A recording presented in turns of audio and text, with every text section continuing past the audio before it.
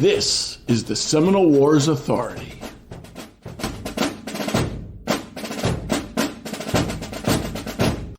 Hello and welcome. Last week, John and Mary Lou Missall joined us to discuss the novels they've written with the Seminole War as its setting. In this week's episode, they return to discuss the Seminole Struggle, their comprehensive general history of the U.S. government's nearly half-century determination to remove Seminole permanently from Florida in the 1800s. Spoiler alert, the Seminole struggled to resist, but in the end, the government failed to remove them all from Florida. A stalwart few remained behind in South Florida where, set to their own devices, they have prospered and have ultimately become a valuable partner with state officials in protecting their Everglades sanctuaries. John and Mary Lou Missall, welcome back to the Seminole Wars Authority. We're glad to be here. Thank you for having us.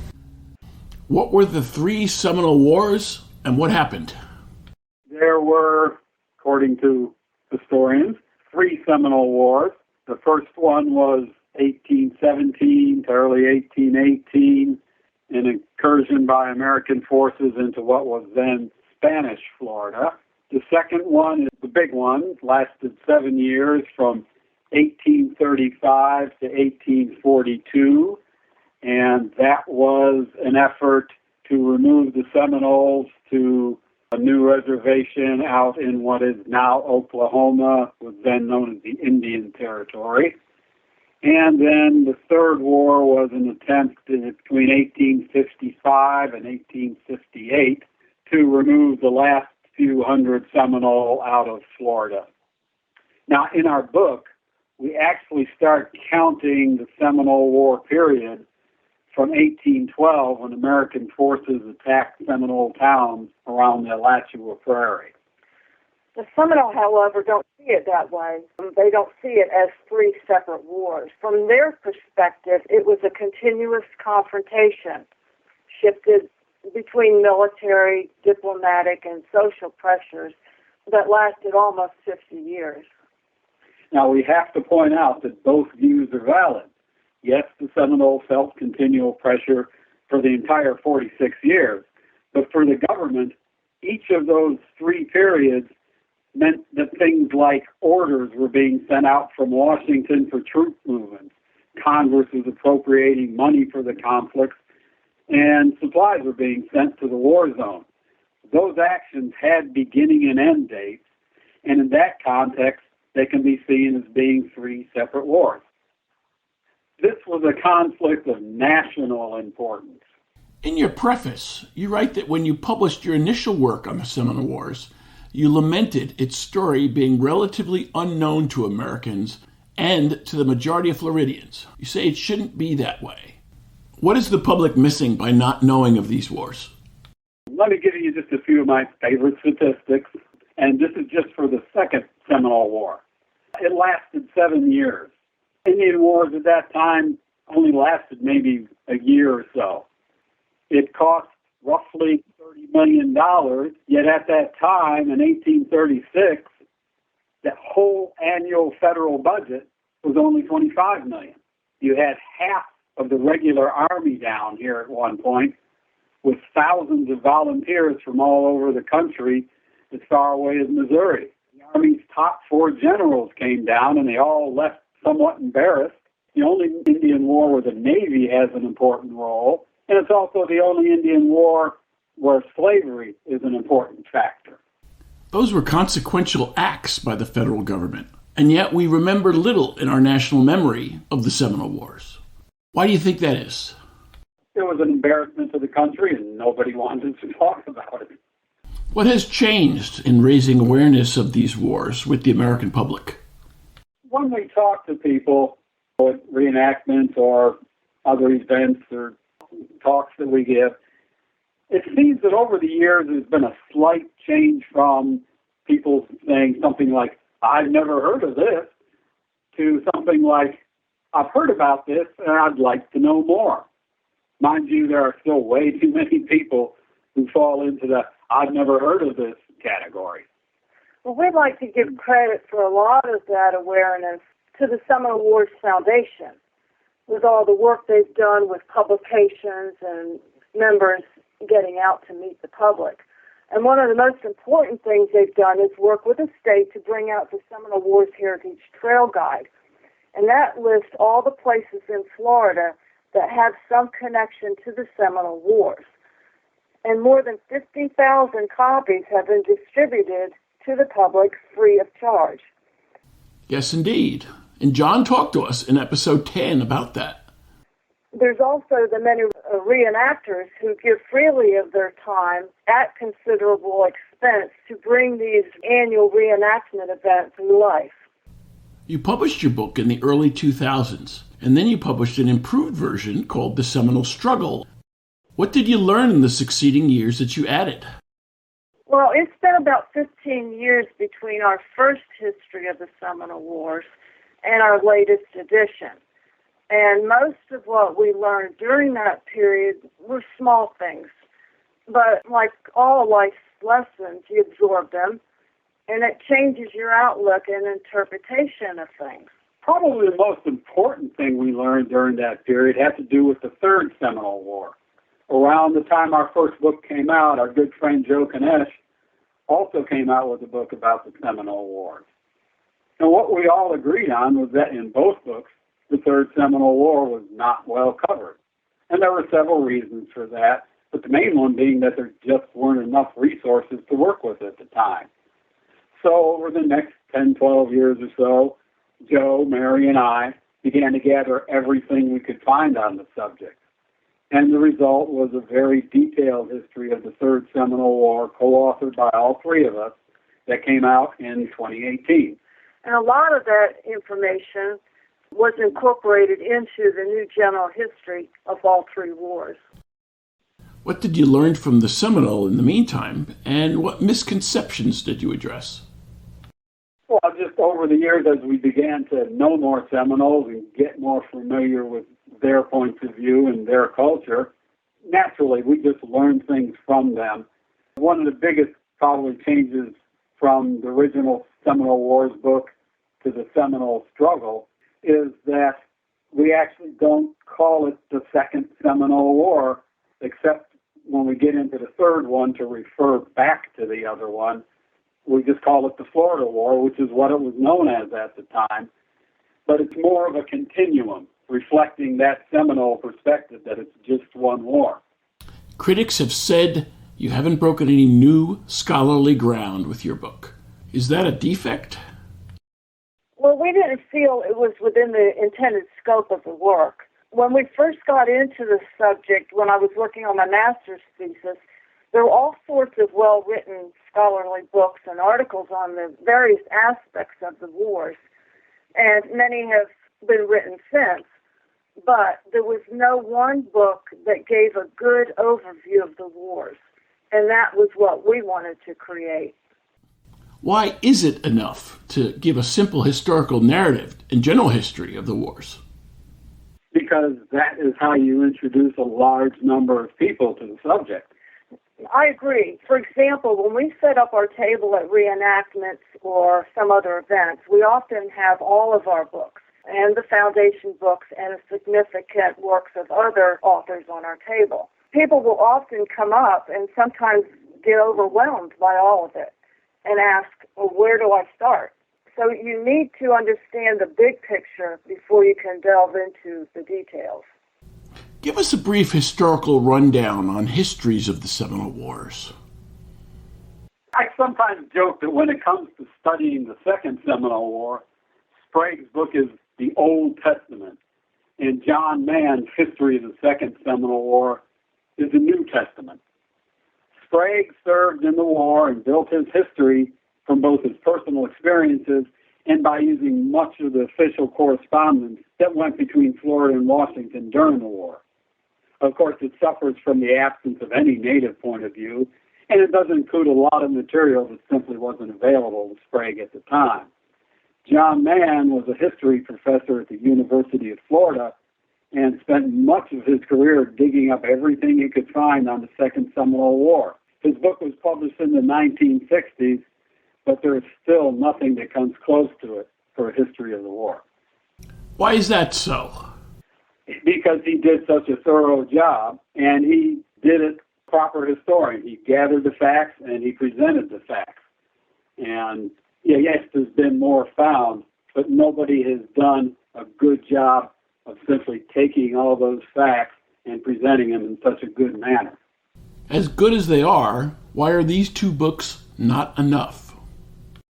Okay, before we wrote our book, if you wanted to know about the entire Seminole Wars period, you had to consult multiple volumes. David and Gene Heidler did an excellent work on the first Seminole War entitled Old Hickory's War, and James Covington did a small but well-researched book on the third Seminole War. It was called the Billy Bowlegs War. Back then, getting the big picture meant acquiring a small library. What did Dr. Mahan leave out from his history of the Second Seminole War? On the Second Seminole War, very little, and mostly from personal accounts that he didn't have access to. How true is the soldier's statement that had the government just left the Seminole alone, they likely would not have threatened anyone, especially since they were occupying land of little or no use to white settlers? It's mostly true, but with a couple of big caveats. First, in the early stages of the war, the Seminole occupied land the settlers very much wanted. It wasn't until later in the war, when they were driven into the Everglades, that the statement became valid. Second, even that was temporary. Even before the Civil War, people were talking about ways to drain the Everglades and make the land suitable for cultivation. Yes, the Seminole would have been peaceable had they been left alone, but that wasn't going to happen. For most of the latter half of the 19th century, the statement about the Indians being peaceable if left alone held true. Very few whites ventured into this Everglades, and I think that after the Civil War, Floridians began to see that the Indians were no threat if treated with respect. But by the 20th century, things were beginning to change. The Everglades were being drained, and whites were moving further south, all of which threatened the Seminole way of life. And they responded not by going to war, but by learning to live with the whites while still retaining their identity. And they did this primarily by entering the tourist trade. Now today, some people say the Seminole were exploited by the tourist trade, but the Seminole of today don't see it that way. They found an economic niche and used it to their advantage. Adaptability is one of humanity's greatest traits, and we admire the Seminole for being so good at it. If not for the friends of the Seminole, Minnie Moore Wilson, Captain Charles Coe, etc., writing and going to Congress to raise awareness about the Seminoles, how might the Seminole have fared? They probably wouldn't have gotten some of the reservations they have now. They probably would have been driven further into the Everglades. They wouldn't have gotten, say, medical help and things like that. It's really hard to estimate how much these people helped, but they certainly raised awareness of the Seminole situation and caused people, politicians especially, to realize that these people needed some assistance and that they deserved to be in Florida. Writing about history is about the past, but it is also about the future. What did you mean when you wrote this? Well, the only good reason for studying history is so that we can learn from our past mistakes and hopefully avoid committing them again. Yes, learning history can be very enjoyable, but applying the lessons learned is what's really important.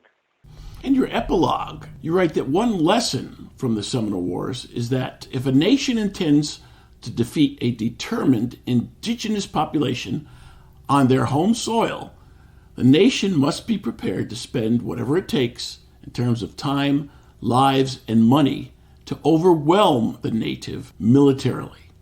Sounds simple, if not easy. What are you getting at here? Okay, yeah, it does sound simple. But as far as I can tell, no one's learned the lesson yet. We obviously didn't learn in Vietnam because we fell into the same trap in Afghanistan. The Russians didn't learn it when they were in Afghanistan, but now they're relearning it in Ukraine. Sometimes, someone defending their home will always have a greater incentive to fight against the odds than someone trying to invade another's territory. Plus, The natives know the lay of the land, which is a huge advantage. An invader has to completely conquer. The defender only has to wear the invader out. Another lesson that comes from all this is that if you want to make someone appreciate something and hold it dear, try taking it away from them. The Seminoles fought tenaciously to hold on to their land and culture. What do you think would have happened had we treated the Seminole with due respect and given them the same rights and opportunity as whites? Chances are that within a few generations, they would have assimilated, just like millions of immigrants did, and their culture would have largely faded away.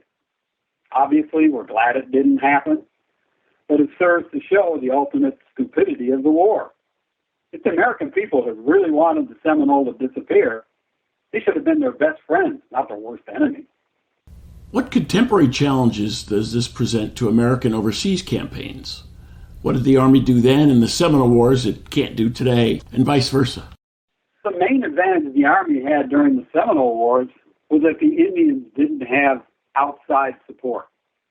The government kept saying that they were being supplied by English Bahamians or Spanish Cubans, but there's little evidence of it. And it's always easier to blame someone else for your failures. Today, for example, if you want to defeat the Russians, all we have to do is keep the Ukrainians well supplied. Now, I've heard some people complaining about the cost of all that hardware, but that is nothing compared to what a direct war with Russia would cost us. And the Russians aren't stopped now. That's what it will lead to. The Army in the Seminole War, they were not as equipped environmental conditions that we had down here. Today, we send a lot more medical equipment. We take a lot better care of our soldiers. It's just a different time period, a different way of waging war. When you say that there are practical lessons that we can learn from the Seminole Wars, what lessons are these? Well, the practical lessons are things we already know, but somehow manage to forget. For example, don't underestimate your enemy. Keep your supply lines open and your troops well supplied. And if you've made a mistake, admit it. Probably one example of that, the main one we pointed out in the book, was that after 2 years of the Second Seminole War, most of the Seminole had been captured or sent out west, and the remnants had fled down to the Everglades. General Jessup wrote back to the War Department and said, hey, we pretty much won this. Let's declare the war over. All we have to do is keep enough troops to keep the Seminole isolated down there. Let's end the war. Of course, the government was so invested in getting every last Seminole out of Florida that they immediately wrote back and said, no, you will not end the war until every last Seminole is out of Florida. This led to 4 more years of war that had no real advantage to the Army. When it was over, there were still Seminoles in South Florida, and it cost millions of dollars and hundreds of lives.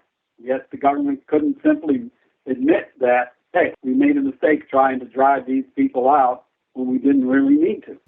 But if they let the Seminoles have a bye, the other tribes would want a similar deal cut. Well, that was part of the government's reasoning, is the old domino effect. That's something they had to consider, but I don't think it would have made much difference. They'd have still driven the Creeks west. They'd have still forced the Cherokee to go west. Yes, both those groups would have, and they did, resist to some extent, but it wouldn't have made any difference. What did the Army learn that they tried to avoid in later conflicts, or implement if it was a good thing? The big one, I think, was cooperation between the services. Because Florida was underwater much of the time, the Army and Navy had to work together to invade the Seminole homelands in South Florida. And the Navy had always fought on the sea in big ships. In the Seminole Wars, they learned to fight on inland rivers and small boats. And it was a skill that was later used in Vietnam. Joint cooperation was a good thing. And then there's the bloodhounds, which were not. Okay, the bloodhound thing was someone in the Florida legislature had heard about that the British had used bloodhounds in Jamaica to end a long-running slave rebellion.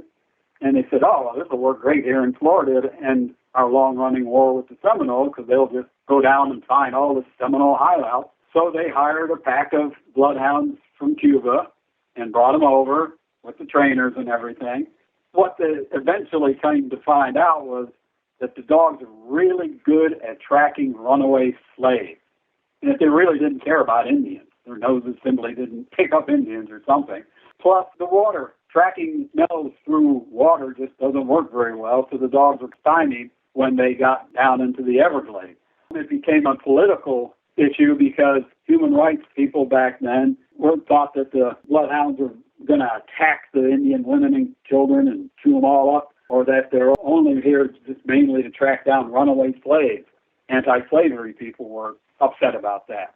It became more of a political thing than a military. It's a popular complaint that the United States had no right to take Indian land. The issue's more complicated than that. Help us understand. Well, it's because by the laws and treaties of the United States, Spain had ceded Florida to the United States, which meant the land was American. We could do with it as we pleased.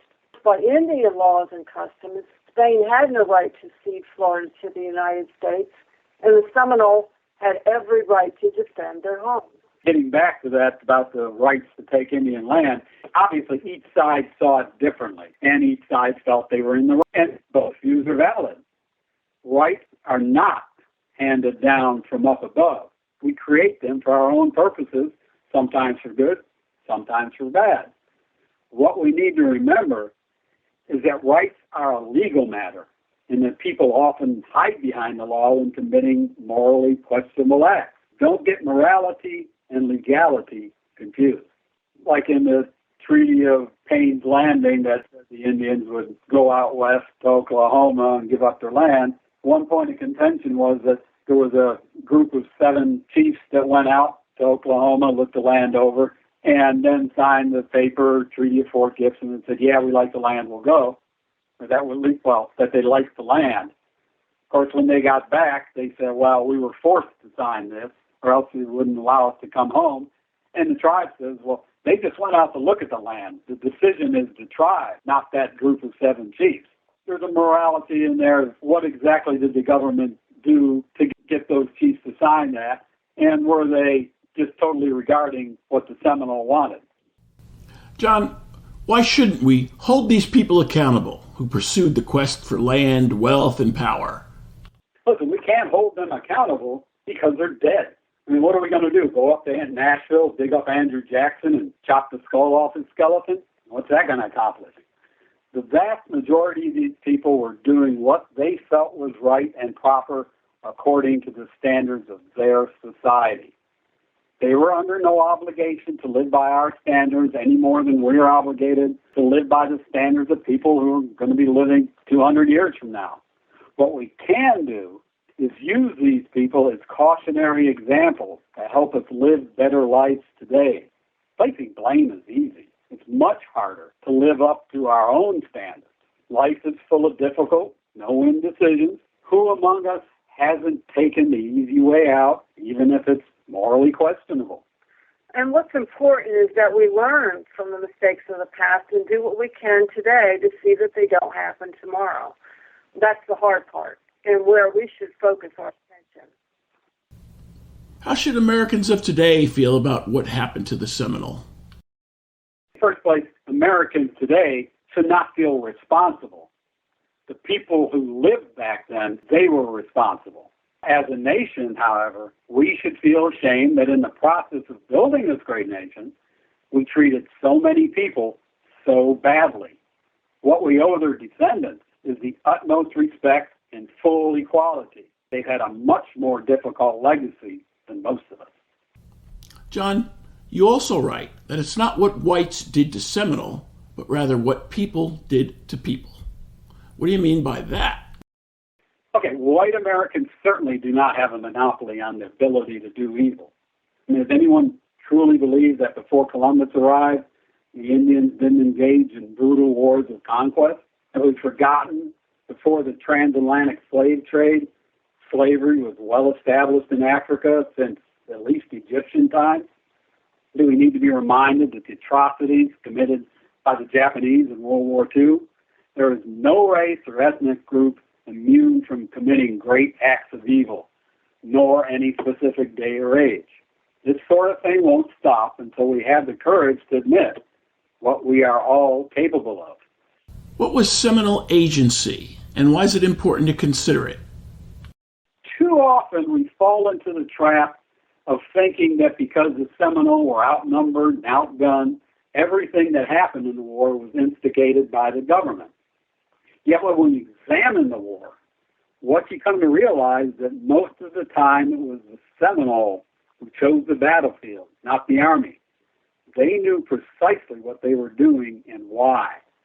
We also need to keep in mind that all three of the official wars began after a Seminole ambush of Army personnel. The Seminole people decided that of all the bad options they were faced with, and believe me, there were no good options, going to war was the best one. They had no way of knowing how it would turn out, and it would be arrogant of us to second-guess their reasoning. Why is it a good practice for a historian to consider Seminole agency? Out of simple respect, a lot of the literature from the time describes them as savages. Well, they weren't. They had their own civilization, culture. They're as human as anybody else. They were making decisions based on their situation, and we have to respect that. We have to point it out. They knew what they were doing. Don't forget, these are men who were raised from childhood to be warriors. Yeah, they didn't have West Point, but they had older warriors teaching them the trade, so to speak. They're definitely not just, like they say, savages, who had no idea of how to wage a proper war. They knew what they were doing. In Florida, for a very long time, the Seminole have been a tourist attraction. Today, they're much more. How so? Well, I think it has something to do with their wonderful adaptability and an attitude that they're still unconquered. They saw opportunities in the game industry, and they had the courage to declare their sovereignty and take advantage of those opportunities. The risk has returned the rewards, and they are to be admired for it. A lot of people don't realize that the Seminole are one of the nation's largest cattle producers. Before these wars, the Seminole had thousands of herds of cattle. That's one of the causes for them, because white people wanted those cattle. They're just natural at it, and it's one of the businesses they're good at. They have orange groves, things like that. And, of course, they still have their tourist industries. We do have this idea. We now see them as casino operators. Well, of course, they do much more than that. Just like Florida, it's more than a tourist state. Yeah, we see Disney World and all that, but there are people in Florida doing regular, ordinary, everyday things. It had nothing to do with the tourist business. Same way with the Seminole. Please assess the state of relations between the Seminole and the non-Seminole, that is, the rest of Americans. Are there hard feelings, animosity, wary interactions, harmony and understanding, or is it a work in progress? All human relations are a work in progress, especially if there's been great animosity in the past. There is some wariness on the part of the Seminole when dealing with the government, which is perfectly understanding considering past injustices by the government. But on a personal level, we found the Seminole wonderfully welcome and friendly. We have many Seminole friends, and I'd like to think it's because we treat them just like we treat any other human being. We demonstrate a genuine interest in them, show that we're not interested solely for our own gain, and treat them with respect they deserve. But then again, isn't that how we should treat everyone? As we wrap up, how great a threat were the Seminole to Americans? It's simply a fact that this is one of those instances where perhaps we have learned from our mistakes. Over time, people have begun to realize that there were no threat in the first place. If they'd have been treated with respect, they wouldn't have been a danger, but we weren't smart enough to know that back then. It's something we've learned over time. That's the way humanity progresses. Where can people learn more about the Seminole Wars now that we've podcasted and name-dropped a few titles? If people want to learn about the Seminole Wars, the best starting place is our book, The Seminole Struggle. It's meant to be readable. It's not a heavy academic work because that's not what we wanted it to be. We wanted it to be something that people could pick up, and when they enjoy reading it, and when they finish, have a very good understanding of what the Seminole Wars were all about. We'll have to leave it there. John and Mary Lou Missall, thanks for joining us for the Seminole Wars Authority. No problem. Okay, thank you for having us. This podcast is copyright 2023. The Seminole Wars Foundation. All rights reserved. Find us on the web at seminolewars.podbean.com or seminolewars.us. Front and back bumper music courtesy of the U.S. Navy Band.